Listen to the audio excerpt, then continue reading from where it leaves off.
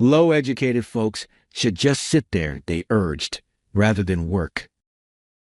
I went up to the lone female employee who was seated near the window. She sat silently at her window seat while everyone else spoke and laughed. I couldn't help but notice her staring out the window while fighting back tears. I convened a meeting of all the executives right away. After that, things took a surprising turn. This year, I turned 38 and my name is Carter. I've been employed at an overseas branch for the last 10 years, but I used to work in Chicago. I was picked to go since there wasn't enough staff and not many people spoke the language because it was the company's first international division. Even though I had taken a few trips overseas, this was my first extended stay and my first time working abroad, so I secretly felt really anxious. Nevertheless, I made an effort to hide it and somehow completed the task. Many people have helped me get through the many things that have happened during the last 10 years. I occasionally experienced a language problem and missed American cuisine. However, I felt a little miss when I was informed that I'd be going back to headquarters. I thought I would miss leaving here, but I was glad to return to headquarters. I boarded the plane to return to the United States with those conflicting feelings. My successors, who are all excellent workers, have taken over the foreign branch from me, in order for me to work at headquarters with comfort. I made the decision to indulge in some American cuisine for a short while after changing aircraft and arriving back in the United States. It's always excellent, regardless of what I eat. I felt refreshed even by the junk foods I bought at the grocery store. I made the decision to go to bed early that night because tomorrow is my first day back at headquarters in 10 years. I got up at 5 in the morning the following day and went about my daily business as normal. After doing some light cardio and reading a book while enjoying the sunshine, I had breakfast. I put on my suit and cleaned my room a little after eating breakfast. I checked my look carefully before boarding the train to go to work. I adore riding the train, even though many others prefer driving. There are usually a variety of people on the train, which adds to its intrigue, and you may learn a lot by watching other people. The train took me about half an hour to reach the station nearest the headquarters office. It was roughly a 5-minute walk from there, so I took my time and relished the fresh morning air. I rode the elevator to my office when I got at headquarters. When I opened the office door, I was met with a sight that had hardly changed in the previous 10 years. The sun was streaming into a number of enormous windows. The staff was chatting contentedly and the desks weren't divided to foster an air of openness. At this company, casual conversation isn't prohibited, and even during work, employees are allowed to chat. However, if you don't produce results, your salary doesn't increase. That's the system. By maintaining moderate communication while working, employees can relieve stress. As a result, their performance keeps improving, and stress levels remain low. I'm back at headquarters. As I took in the familiar sights before me, the realization hit me. I thought to myself how much I loved this vibrant atmosphere. But there was one thing that caught my attention. A woman was sitting all alone by the window. She appeared to be around the same age as me. While other employees were chatting energetically, she was staring out the window without moving at all. She doesn't seem to be working. What's she doing? At first, I thought she was just taking a short break during work, but that didn't seem to be the case. She had been sitting like that for about 30 minutes. Curious about why she wasn't moving, I ended up speaking to her. You've been staring out the window for a while. Is something wrong? Startled by the sudden question, the woman quickly turned to face me. She seemed a bit cautious, probably because there was an unfamiliar man standing nearby. However, since she was here, she must be a part of the company. So I hesitantly answered my question. I didn't have anything to do, so I was just looking outside. You didn't have anything to do? What about today's tasks? I already finished everything I was assigned to. To my surprise, the woman had already completed her task. However, it was only 11 a.m. It didn't seem possible for her to finish so quickly, and I wondered if she was slacking off. But that didn't seem to be the case. She was gazing sadly at the other employees who were chatting and laughing. I see. Could you tell me more about yourself? To be honest, I just came back to headquarters after 10 years, so I don't know much about the people here yet. The woman looked down for a moment, deep in thought, before slowly starting to introduce herself. Her name was Rachel, and she was 32 years old. She wasn't much younger than me, and I started to feel a bit more comfortable. Rachel said she started working at a factory after graduating high school. However, she wanted to build a better career, so she dedicated herself to studying for certifications. After earning her qualifications, she applied to various companies for a new job but was rejected by all of them. Finally, a few years ago, she was hired by this company. Rachel had been thrilled to join a company she had secretly admired, but she found it hard to fit in with the workplace atmosphere. Everyone here is so outgoing. It might feel a bit noisy sometimes. That's not it. When I looked at Rachel's face, I noticed her eyes were glistening with tears. Did I say something wrong? I thought so at first, but it didn't seem to be because of me. When I listened to her story, I was shocked to learn what had happened. Apparently, the employees here changed their attitude drastically after finding out that Rachel had only a high school diploma. At first, she was warmly welcomed, but as soon as they learned about her educational background, they started ignoring her. Not only that, but she was no longer given meaningful work and was gradually relegated to menial tasks. They said people with low education shouldn't work. Just sit there. That's awful. How could they say something so cruel? But it's fine. It's true that I don't have much education. Rachel tried to hold back her tears as she said this. Seeing her in such pain was heartbreaking, and I felt as if her emotions were my own.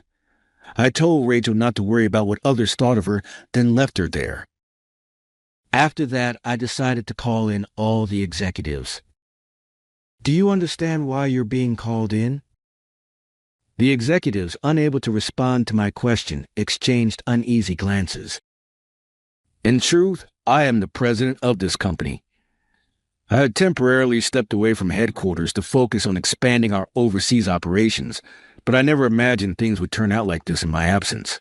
At our company, we hire people regardless of their educational background, and our motto is to evaluate them based on their abilities. That's why we have many employees with only a high school diploma, including Rachel, and I myself am also a high school graduate. When I was at headquarters, judging someone by their education was absolutely unacceptable, and if anyone dared to do so, I would never have let it slide. It's likely that the new employees hired in the last 10 years, along with the newly appointed executives, are the ones responsible for this situation. Standing in front of the executives, I began trembling with anger.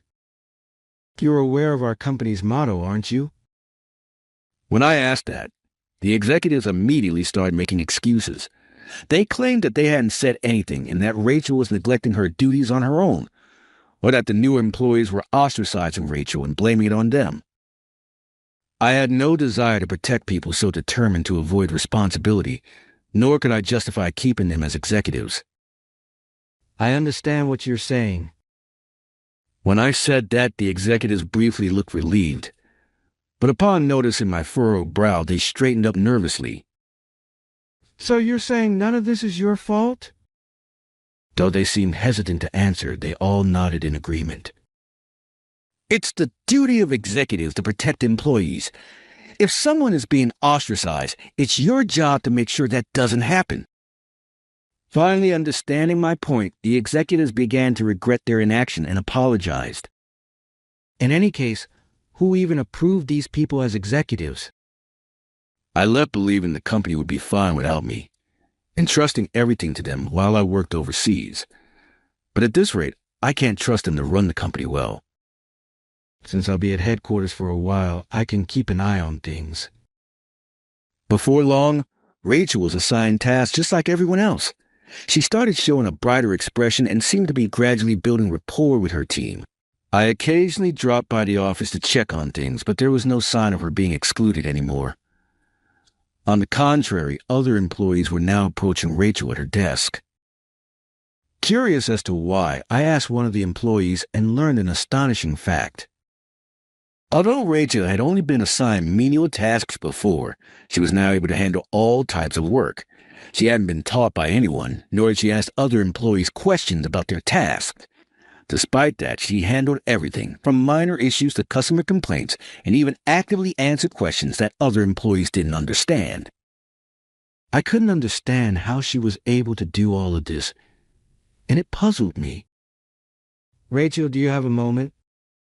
Yes, what's going on? How are you able to manage all the tasks? Unable to contain my curiosity, I decided to ask her directly. Her response left me astonished. I studied so I could be ready to work any time. But, and I mean no offense, you didn't really interact much with the other employees, did you? That's right. So I stole it. You stole it? When I asked for details, Rachel explained she had stolen other employees' skills. Since no one would teach her, she decided to learn by observing their actions. For example, she watched how others handled complaint calls or identified the traits of those who brought in new clients. She absorbed various skills this way. Well, can someone really learn all that just by watching? I wondered. But it turned out Rachel had a knack for observing people. She explained that while casual observation doesn't reveal much, deliberate and consistent observation over several days allows her to identify what makes someone unique or what their strengths are. Honestly, as she shared this, I felt nothing but amazement. I enjoy people watching on trains and elsewhere, but I've never been able to discern someone's essence from it. I began to suspect that Rachel might be an exceptionally talented individual. For some time after, a thought kept lingering in my mind. It felt like a waste to let Rachel remain in her current position as an ordinary employee. I wanted to entrust her with more significant responsibilities, but she had started earning the respect of her colleagues, and I wasn't sure if she would accept my idea. What I had in mind was for Rachel to work as my personal assistant. After much deliberation, I decided to discuss it with her. I'd like you to work as my assistant. What do you think about that, Rachel? What? Me? As your assistant? Rachel looked surprised and seemed a bit hesitant. If you want to take on more significant responsibilities, I'd really like you to consider it. Rachel nodded quietly, and that's how she began working as my assistant. To get to know Rachel better, I wanted to gather more information about her. With that in mind, I decided to invite her to a bar for a deep conversation. Once she had a few drinks and was slightly tipsy, I started asking her about her past. Rachel grew up in a single-parent household and said she struggled a lot financially when she was younger. Her mother was always working and never home, and when she was often irritable. Even so, Rachel described her mother as a wonderful woman who always thought of her and had secretly saved money for her college education. When Rachel reached high school, she started working part-time to contribute to living expenses and save for college. But during that time, her mother collapsed from overwork. It happened just before her college entrance exams, and Rachel didn't know what to do. She felt that if she went to college, her mother wouldn't be able to manage on her own. She also doubted she could handle both her studies and covering her mother's living expenses. Thinking realistically, Rachel tearfully decided to give up on college. Her mother, knowing how capable Rachel was academically, tried to convince her to pursue higher education. But in the end, her mother accepted Rachel's decision, understanding the challenges they faced.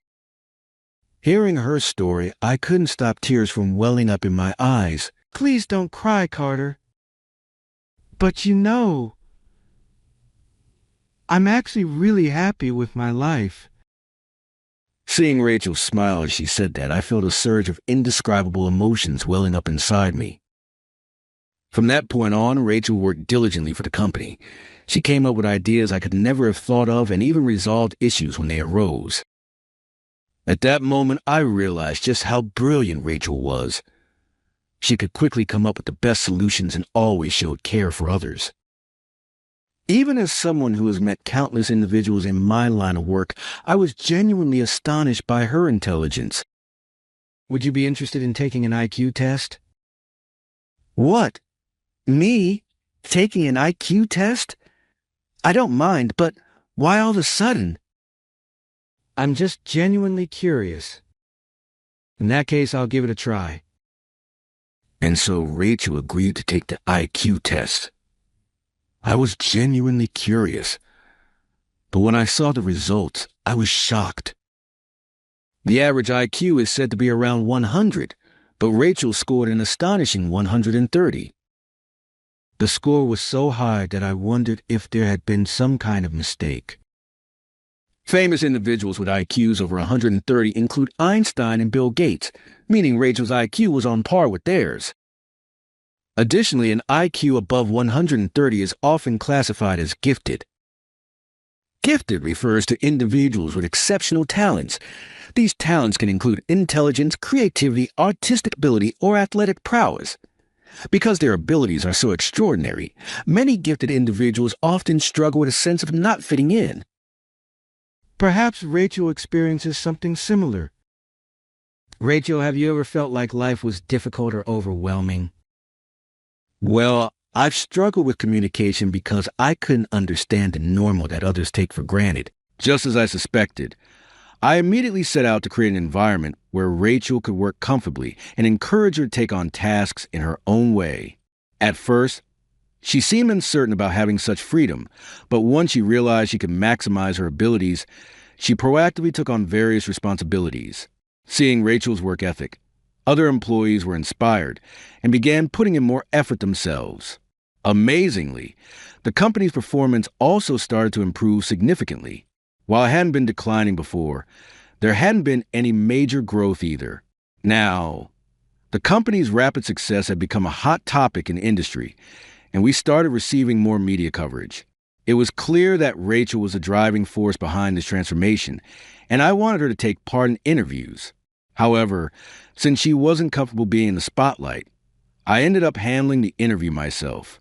During these interviews, I openly credited my highly capable assistant for the company's success, explaining how much I relied on her. This led to widespread curiosity about who my assistant was, and more people began looking into Rachel's background. The truth is, Rachel isn't just highly intelligent. She's also remarkably attractive. Her natural beauty had been understated due to her simple appearance, but with a polished look, she could easily pass as a model. Despite my attempt to stay vigilant, troubling behavior began to surface around Rachel. And then, the worst possible incident occurred. A paparazzo staking out in front of the company managed to take a photo of Rachel. Worse, they published a photo in a tabloid without permission from the company or Rachel, leading many people to see it, although the article wasn't very prominent. The photo was clear, and Rachel began getting recognized and approached more often in public. "Wait, are you Rachel? Wow, this is hilarious. You're like a celebrity." Social media was buzzing about the gorgeous employee at our company. Even when I was walking with her, she'd get those kinds of comments. I could protect her when I was with her, but there was nothing I could do when she was alone. Over time, this stress took a toll on Rachel's mental health, and she started taking frequent leaves from work. "Are you okay? Don't push yourself. Take it easy. I'm sorry.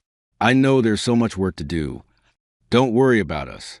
Just focus on resting." I said that, but without Rachel, nothing seemed to get done. I ended up working late into the night and asking other employees for help just to keep things moving. Since I'm single, I didn't have the added strain of missing time with family, but my physical stamina was reaching its limit. Even if I want to cut down on work, there was still so much to handle.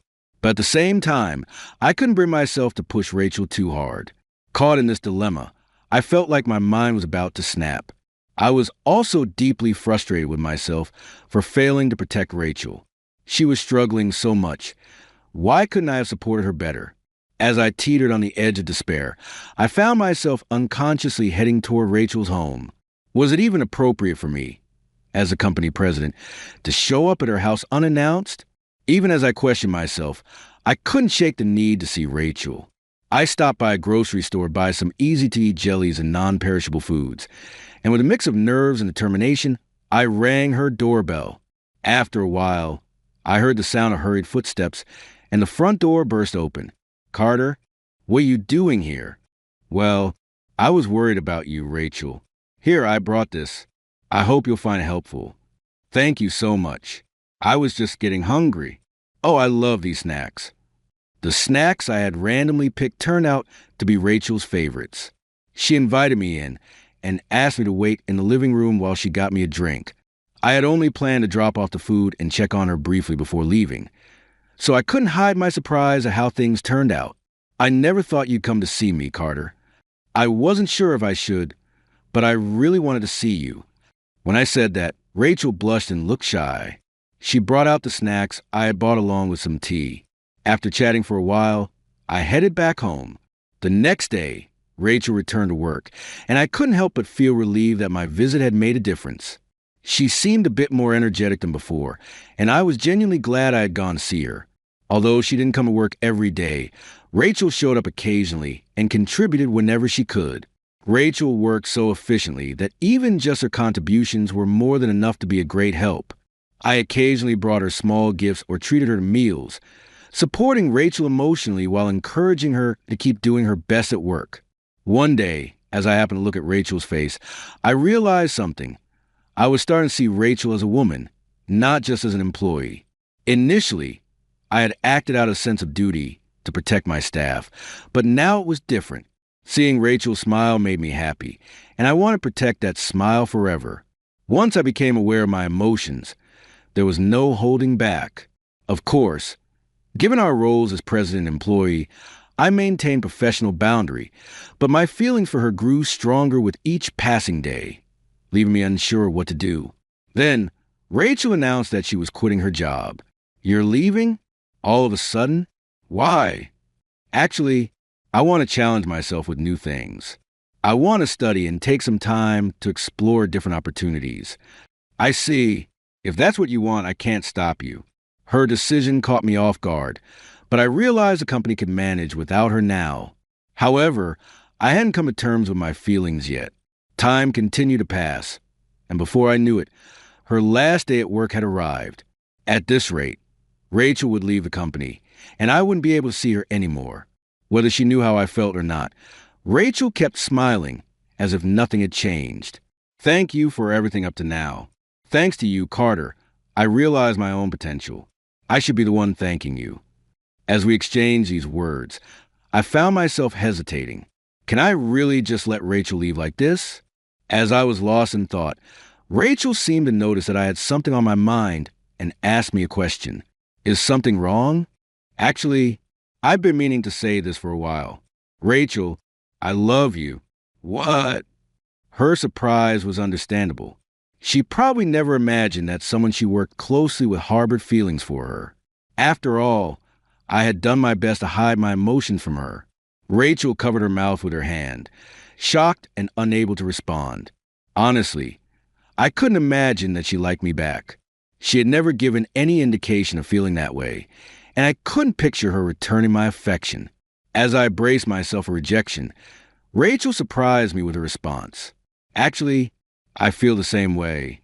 "Wait, you mean you love me too?"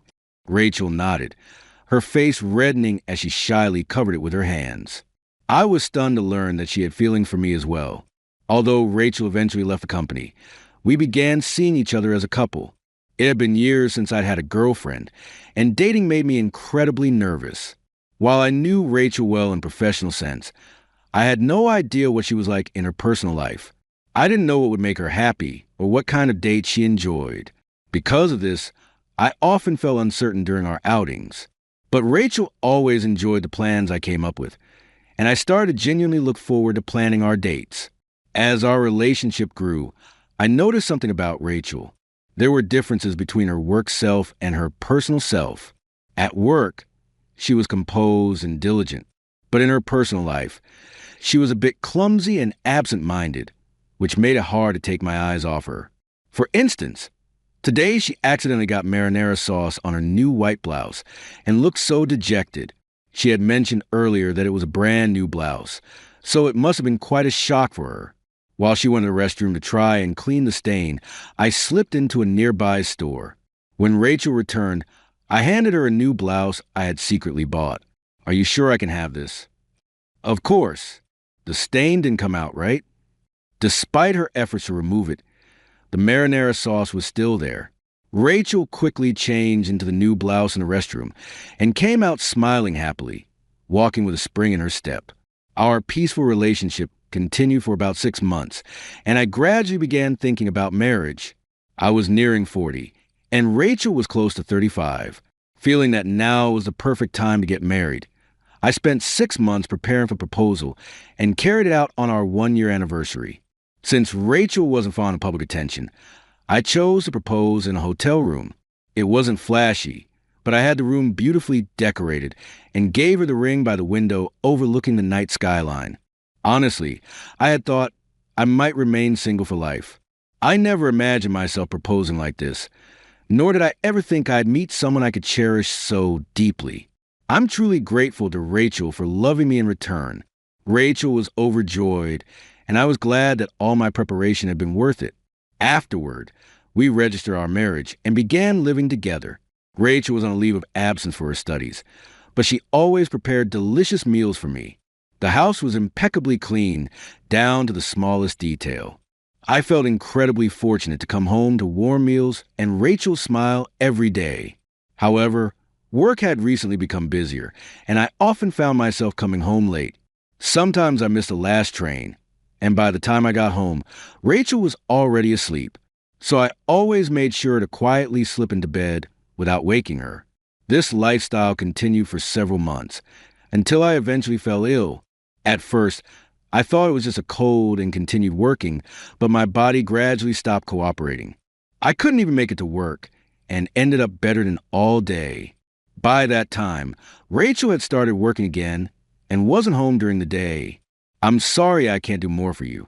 Not at all. Thank you for always making meals for me. Rachel continued to handle chores, cooking and cleaning after coming home, and I was incredibly grateful for her support. As my health began to improve, Rachel came home one day with a large bag. That's a pretty big bag. What did you get? What she pulled out of the bag was a bunch of snacks. The same snacks I had brought her as a gift during my visit before. Looking at the snacks, Rachel began sharing her thoughts from back then. She revealed that while she had tried to appear cheerful, she had actually been struggling a lot at the time. My visit with the snacks had been a tremendous source of comfort for her. And I think that's when I started liking you. I had no idea she had feelings for me from back then. She must have hidden her feelings, just as I had, because of the dynamic between a boss and an employee. One day, a thought crossed my mind. Even though Rachel and I had been married for some time, we still couldn't completely let go of the dynamic of a boss and employee, and it didn't quite feel like we were truly a married couple. When I shared this with Rachel, she had a startled expression. You're right. This dynamic has felt so normal for so long that I didn't even notice.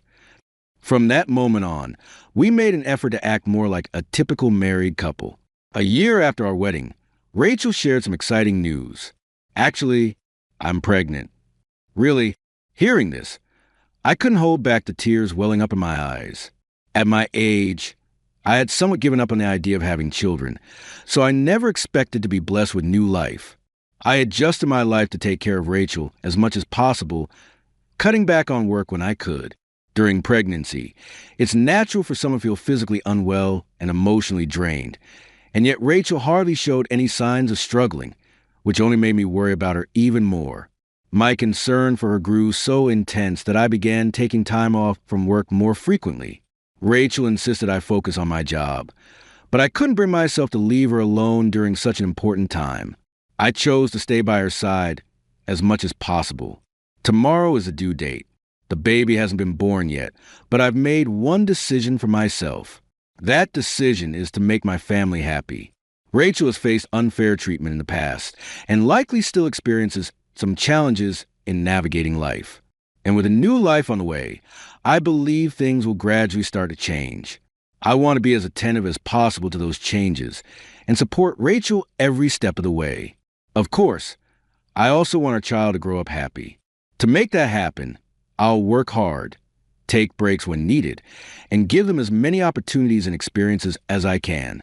I know I still have a lot to learn, but I want to grow alongside my child. I want to encourage his or interests, let him or her try new things, and never make him or her feel hesitant to explore their potential. Balancing work, parenting, and household responsibilities will undoubtedly be challenging. Even during Rachel's pregnancy, things often felt overwhelming. I can only imagine how much harder it will be once the baby is here, and I'm sure there will be moments when we argue. Fortunately, Rachel and I have never had a fight before. Even when tensions arose, we managed to work through them by talking things out. But I'm confident that even if we face situations that lead to arguments, we'll be able to overcome them together. Why do you look so serious? Oh, I was just thinking about a lot of things. Sensing my feelings, Rachel looked at me with concern. Knowing she is the one facing the most challenges, I realized I couldn't afford to show weakness. With the determination to make my family happy, I reached out and held Rachel's hand tightly.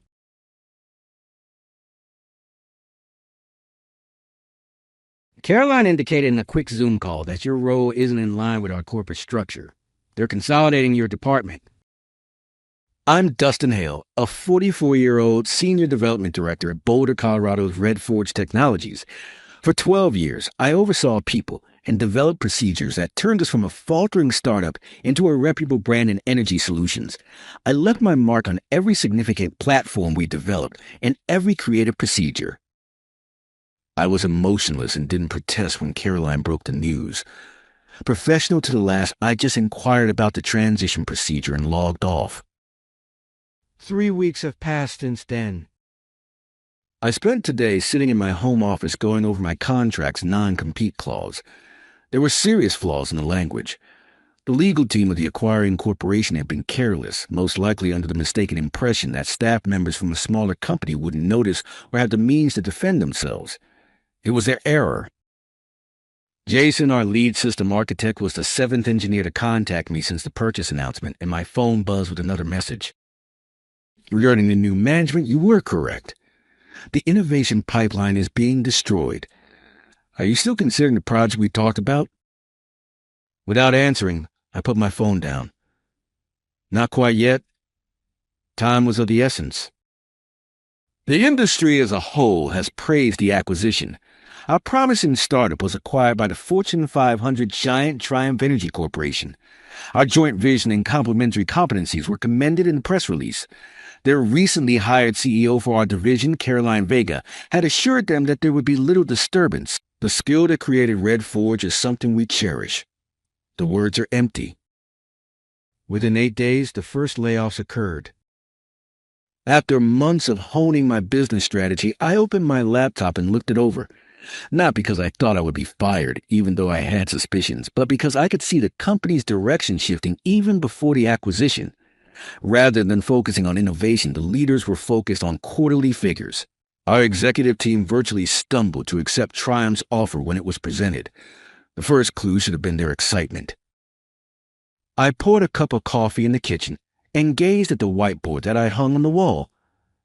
Red Forge's top clients' names, their problems, and the solutions our team had developed, solutions that would soon be dismantled by those who didn't comprehend them, were all included. 5 engineers, the brightest brains at Red Forge, who I had personally trained and who were now privately asking me what happened next, were listed underneath the names of the clients. My plan wasn't quite ready, so I hadn't responded to them yet, but I will shortly. I had joined Red Forge when it was just 11 people working out of a converted warehouse.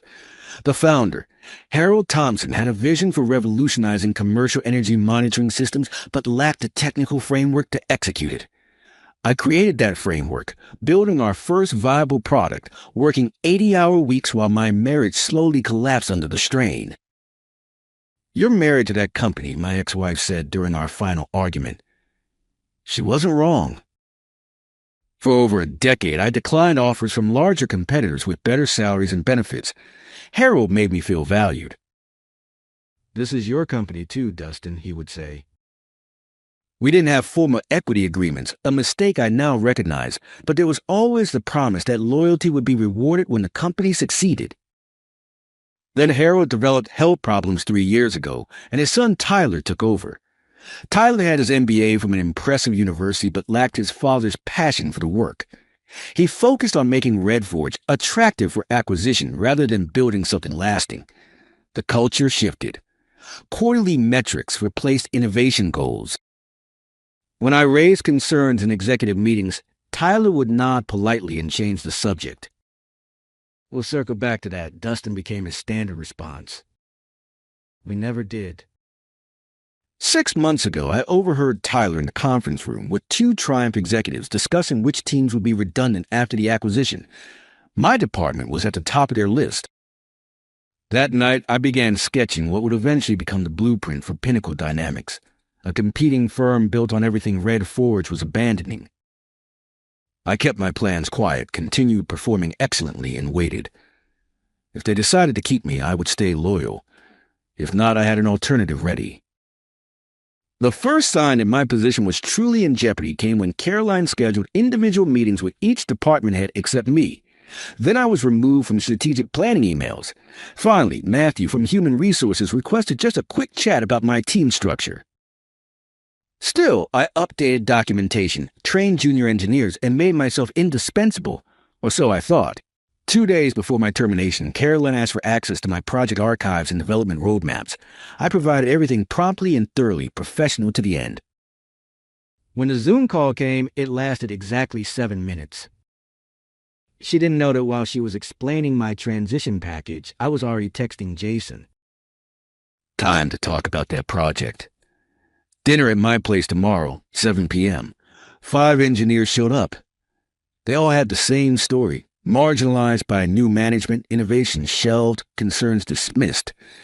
They were waiting for someone to build something better. The moment that truly crystallized everything was watching Caroline's first company-wide presentation 6 weeks after the acquisition, with 47 people already laid off. She stood on the stage that once showcased our technical achievements and unveiled Triumph's integration roadmap.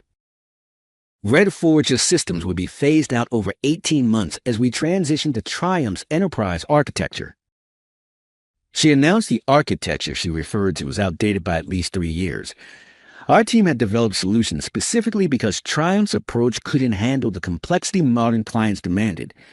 Now they were scrapping our innovations to force-fit their existing framework. In the audience, I watched the remaining engineers exchange glances. They knew what this meant. Years of work erased, client needs ignored. The very innovations that had made Red Forge valuable enough to acquire would be dismantled. I didn't speak during the Q&A. I didn't challenge Caroline's assertions about synergies and economies of scale. I simply observed who nodded along with her statements and who stared at their notebooks, avoiding eye contact. After the meeting, I walked to my car in the parking garage, sat there for almost an hour, engine off, thinking. This wasn't just about me losing my job. This was about something I had helped build being deliberately dismantled by people who didn't understand its value. That evening, I opened my laptop and finalized the business plan I'd been developing. What had started as a contingency was now becoming real. I created a secure messaging group with the 5 engineers who had come to my house after my termination. If you're serious about building something better, I have a proposal. Discretion essential. All 5 responded immediately. For the next 3 weeks, we met in the evenings at my house. We identified the flaws in Triumph's approach, the opportunities they were missing, and the clients most likely to be dissatisfied by the changes. We mapped out exactly what made our Red Forge system superior and how we could evolve them further without violating intellectual property laws. I used my severance package to secure a small office space and filed the necessary paperwork to establish Pinnacle Dynamics. The company name was deliberately chosen to evoke elevation, rising above what Red Forge had become. The day after receiving my final paycheck from Triumph, I received a message from Tyler Thompson. Heard you might be starting something. We should talk before you do anything hasty. I didn't respond. There was nothing to discuss. The time for conversations had passed weeks ago when Caroline decided my 12 years of contributions aligned with nothing in their corporate structure. Instead, I sent a different message to my team of 5. Office space secured. Legal documents ready. Timeline accelerated. Are you ready to resign tomorrow? I closed my laptop and looked at the framed photo I kept on my desk. The original Red Forge team from 12 years ago, Harold's arm around my shoulder. Both of us grinning at the first working prototype.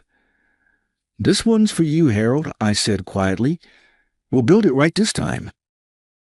3 months after launching Pinnacle Dynamics, we secured our first major client, Vestral Manufacturing, a mid-sized production facility that had been using Red Forge systems for years. Their operations director, Anthony, had worked closely with me on customizations for their specific energy management needs. Triumph's integration team doesn't understand our requirements, Anthony explained during our pitch meeting. They keep trying to fit us into their standard package.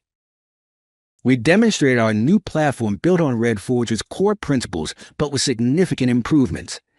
Anthony signed a contract the same day. 2 days later, I received a certified letter from Triumph Energy's legal department citing breach of non-compete agreement and theft of proprietary information. They demanded immediate cessation of operations and threatened litigation. I had anticipated this. Our attorney, Elena Winslow, reviewed the letter and confirmed what I already knew. Their non-compete is poorly constructed. They reference energy management solutions too broadly, and they have no evidence of proprietary theft because there isn't any. Still, fighting a Fortune 500 company would drain our limited resources. I decided to approach the situation directly, requesting a meeting with Caroline. She agreed, perhaps believing I would be intimidated. We met at Triumph's gleaming downtown office, the Red Forge logo now relegated to a small corner of the reception area. "You understand this can't continue," Caroline said as soon as we sat down. "Your company directly competes with technology you helped develop while employed here." "The technology I developed while employed here is being phased out according to your own integration roadmap," I replied calmly. "And my non-compete specifically prohibits using Red Forge's proprietary systems, which we aren't. Pinnacle's architecture was built from the ground up." Caroline's expression tightened. "Regardless, you violated the spirit of the agreement and you've poached our employees." "Former employees who left voluntarily after the acquisition changed their roles," she leaned forward. "Justin, let's be practical. Triumph has virtually unlimited resources for litigation. You have what? 3 months of operating capital? Why put yourself through this? We could bring you back as a consultant during the transition, a 2-year contract. Excellent compensation." There it was, the trap. They didn't want to reinstate me. They wanted to bind me legally while they neutralized any competitive threat. "I appreciate the offer," I said, standing up. "But I'll take my chances with Pinnacle." That afternoon, Triumph escalated. They contacted Vestral Manufacturing and 2 other potential clients, warning them about potential legal issues with Pinnacle's technology. Anthony called me immediately. "They're threatening to audit our existing systems and void our maintenance agreements if we work with you," he said, frustration evident in his voice. "We can't risk that disruption right now." Within 24 hours, we lost all 3 prospects. Our runway suddenly shortened from months to weeks. The team gathered in our small office that evening, faces tense. They looked to me for direction. They're playing hardball, I acknowledged, but they've made a strategic error. I pulled up an email I'd received that morning from Harold Thompson, Red Forge's original founder. He'd been silently watching the acquisition unfold from retirement. "Dustin, I've been following what's happening. Triumph didn't just acquire Red Forge's technology. They acquired its problems, too. Call me. I think we can help each other." I looked at my team. Triumph is so focused on crushing us that they're neglecting their integration. We know the weaknesses in Red Forge's original architecture better than anyone. Harold says they're already experiencing system failures with key clients. Jason nodded slowly, understanding dawning on his face. And those clients will need solutions fast. Solutions Triumph can't deliver in time. "Exactly," I said. "They're trying to bury us in legal threats while their technical foundation crumbles. We don't need to fight them directly. We just need to be ready when their clients start looking for alternatives." The meeting with Harold changed everything. We met at his lake house outside Boulder, away from corporate eyes. At 72, he moved more slowly than when we worked together, but his mind remained sharp. They didn't just buy Red Forge for the technology, Harold explained, spreading documents across his dining table. They bought it for the client contracts, specifically the Meridian Energy Group account. Meridian was our largest client, a regional utility provider serving 3 states. Their contract alone represented 30% of Red Forge's annual revenue. What Triumph doesn't understand is that Meridian's infrastructure requirements are unique. Harold continued. Their grid management system was customized extensively. You led that project, Dustin. I nodded. 4 years of development nearly burned out my entire team getting it right. Harold slid a confidential memo across the table. Internal Triumph communications forwarded by a board member who remained loyal to him. They're promising Meridian's seamless integration while planning to force them onto standard Triumph architecture. The timeline is impossible. The memo outlined a 6-month migration schedule for a system that had taken us 4 years to build. Even worse, it dismissed specific requirements as unnecessary customizations that would be standardized. Meridian's seat doesn't know yet, Harold said quietly. But when they begin implementation and the limitations become clear, I finish his thought. Meridian will face service disruptions, possibly regulatory issues if they can't maintain required reporting. Exactly. And here's what Triumph doesn't realize. The contract I negotiated with Meridian includes performance guarantees, significant penalties for systems that don't maintain 99% uptime. This was the piece I hadn't known. Triumph hadn't just acquired our company. They'd inherited obligations they couldn't fulfill. No wonder they were so aggressive about shutting down Pinnacle. They feared we might approach Meridian before their integration failures became evident. But there was something else in Harold's expression, a personal edge to his involvement. Why are you helping us? I asked directly. Triumph paid you well for the acquisition. Harold's gaze hardened. They did. Then they used clauses in the agreement to devalue the final payment based on integration costs. Tyler didn't understand what he was signing. The deal that made headlines. We received about 60% of that figure, and my son's stake was wiped out entirely. There it was. Triumph had manipulated the acquisition to pay less than promised, using complex financial mechanisms that Tyler hadn't detected. They hadn't just discarded the Red Forge team. They cheated the founders, too. Does Tyler know you're talking to me? I asked. Harold shook his head. Tyler took a position with Triumph's corporate development team. He believes he's being groomed for executive leadership. His voice carried the weight of fatherly disappointment. He'll learn eventually. As I drove back to Denver, a new understanding crystallized. This wasn't just about my termination or Triumph's poor business decisions. This was about systematic corporate predation, identifying smaller companies with valuable client relationships, acquiring them under false pretenses, extracting what they wanted and discarding the rest. The engineers they fired calculated losses. The promises they broke, negotiating tactics, the technologies they dismantled. Inconvenient complications. I pulled into my driveway and sat in silence for several minutes, processing the implications. Then I called Jason. Contact the team. Meeting at the office tomorrow, 7 a.m. We need to accelerate development of our Meridian-compatible system, and I need you to pull every piece of documentation we have on their grid architecture. Are we going after Meridian? Jason asked, his voice a mix of excitement and apprehension. Not yet, I replied, but we're going to be ready when they start looking for help, and they will sooner than Triumph expects. We had 8 weeks to prepare for Meridian's inevitable crisis. The team worked around the clock, developing a platform that could seamlessly interface with Meridian's existing infrastructure while providing the improvements they would soon desperately need. I maintained a careful distance from Meridian executives, knowing Triumph was likely monitoring any contacts.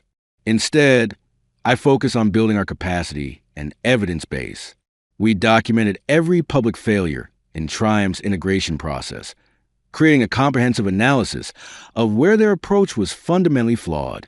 Meanwhile, Harold activated his industry network. Without directly referencing our strategy, he began raising questions at energy sector conferences about the technical challenges of forced system migrations.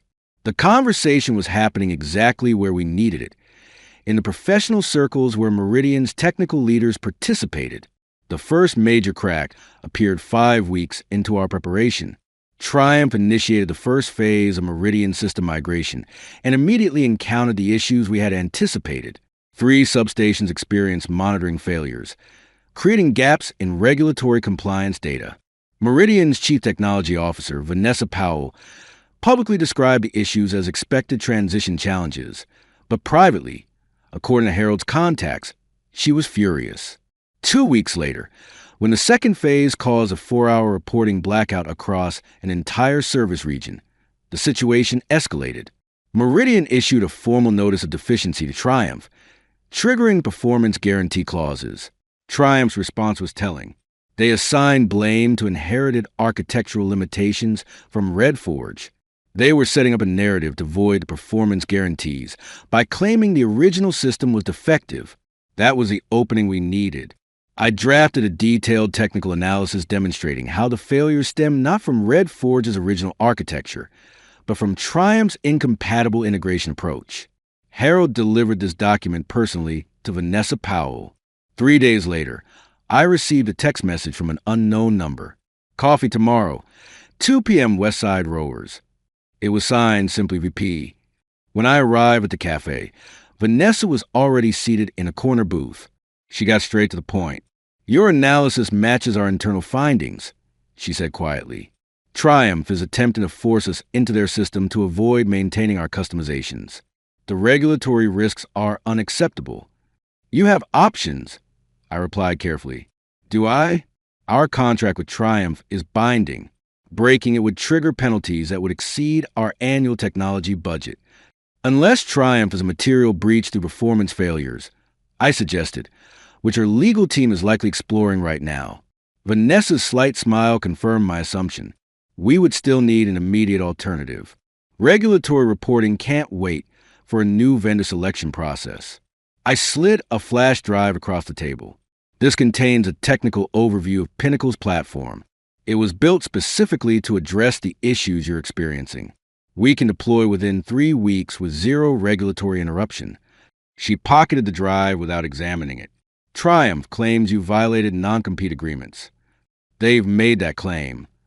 Yes, but their legal position has significant weaknesses which our counsel has documented. I provided a second flash drive. This contains our attorney's analysis. Your legal team will find it illuminating. Vanessa nodded once. I'll be in touch. 2 days later, Triumph announced an emergency stabilization of Meridian systems, effectively admitting their integration approach had failed. Their stock dropped 8% by market close. That evening, I received an official request for proposal from Meridian Energy Group, bypassing their normal procurement process under emergency provisions. I gathered our team. This is it. Meridian needs a solution immediately, and we built exactly what they require. Everything we've worked for comes down to this proposal. Jason looked around the room at our small but determined team. Should we be concerned about Triumph's response when they realize what's happening? I shook my head. They've created their own crisis. Now they'll have to watch us solve it. The Meridian board meeting was scheduled for 10 a.m. on a Thursday. By 10:45, my phone rang. Unanimous approval, Vanessa said without preamble. Expedited contract execution. We need implementation to begin Monday. Within the hour, our attorney confirmed the contract was clean. No hidden clauses or traps. Meridian had agreed to our full implementation fee, plus a 3-year maintenance agreement. The numbers were substantial enough to secure Pinnacle's future for years. More importantly, the contract included a specific indemnification against Triumph's potential legal claims. Meridian's attorneys had reviewed our position and confirmed what we already knew. Triumph's non-compete claims couldn't stand up to serious scrutiny. The news hit the industry by mid-afternoon. Triumph stock dropped another 12%. Their legal team immediately filed for an emergency injunction to block our contract. The hearing was scheduled for Monday morning, the same day our implementation was set to begin. When we arrived at the courthouse, Triumph had 4 attorneys present, led by their chief counsel. Caroline sat behind them, her expression tight with controlled anger. The judge reviewed the filings efficiently, then looked directly at Triumph's team. Your non-compete agreements appear to prohibit using proprietary Red Forge systems, but evidence suggests Pinnacle developed independent architecture. Furthermore, Meridian's filing demonstrates urgent public interest in maintaining utility service reliability. She denied the injunction without further deliberation. As we exited the courtroom, Caroline intercepted me in the hallway. "This isn't over," she said quietly. "Triumph doesn't lose." I met her gaze steadily. This was never about winning or losing. It was about building something that actually works. I walked past her to where my team waited. Together, we left to begin the implementation that would secure both Meridian Systems and Pinnacle's future. The quiet victory felt complete. 18 months after the Meridian contract, Pinnacle Dynamics had grown to 27 employees. We occupied the entire floor of a building in downtown Boulder, with views of the mountains that had witnessed both my professional collapse and resurrection. The Meridian implementation had been flawless, completed ahead of schedule, with zero service interruptions. Word spread through the industry. For more major clients migrated to our platform within a year. Triumph eventually abandoned their legal pursuit, focusing instead on containing the damage to their energy division. Caroline Vega was reassigned to a subsidiary in another state. Tyler Thompson departed for a startup incubator, wiser for the experience. Harold occasionally stopped by our offices, pride evident as he watched a vision reborn. He never officially joined Pinnacle, but his guidance remained invaluable. On the second anniversary of my termination, I received an unexpected email from my former boss at Red Forge, the person who had hired me 12 years earlier. "You built something better than we ever could have," he wrote. Several of us saw it coming but couldn't prevent the acquisition. Some victories take time. I closed my laptop and walked to the conference room where our team was celebrating completion of a new module. These were no longer just colleagues. They were partners who had taken the same risk I had, believing that competence and integrity would eventually outperform corporate politics. Later that evening, I stood alone on my deck at home, watching the sunset paint the mountains. The bitter taste of betrayal had faded, replaced by something unexpected: gratitude. Without Triumph's arrogance, without Caroline's dismissal, Pinnacle might never have existed. I hadn't just reclaimed my career. I'd built something more aligned with my values, and Red Forge could have become under Triumph's direction. Sometimes getting pushed out of the wrong place is exactly what you need to find the right one.